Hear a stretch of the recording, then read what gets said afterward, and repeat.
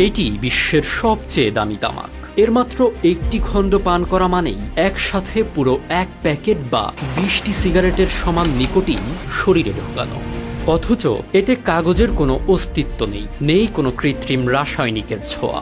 কয়েক বছর ধরে শত শত ধাপের ম্যানুয়াল কাজ শেষে অত্যন্ত দক্ষ কারিগরদের নিজ হাতে পেঁচিয়ে তৈরি হয় এই দামি মোড়ক।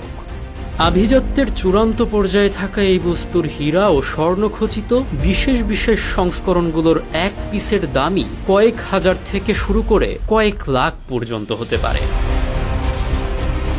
শতভাগ খাঁটি তামাকের এই নিরেট বান্ডিলটিই হলো সিগার।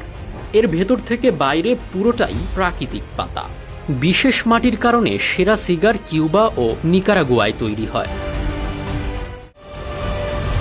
এর কদর এতটাই যে 1962 সালে বাণিজ্য নিষেধাজ্ঞার আগের রাতে খোদ মার্কিন প্রেসিডেন্ট জন এফ কেনেডি নিজের জন্য 1200 পিস আগাম কিনে নিয়েছিলেন। সাধারণ ধূমপানের মতো এর ধোঁয়া ফুসফুসে না টেনে কেবল মুখের ভেতরে রেখেই স্বাদ নেওয়া হয়, আর এখানেই লুকিয়ে থাকে মারাত্মক বিপদ। ফুসফুসে না গেলেও ধোঁয়া লালার সাথে মিশে সরাসরি ঠোঁট, জিহ্বা ও খাদ্যনালীর ক্যান্সারের ঝুঁকি কয়েক গুণ বাড়িয়ে দেয়।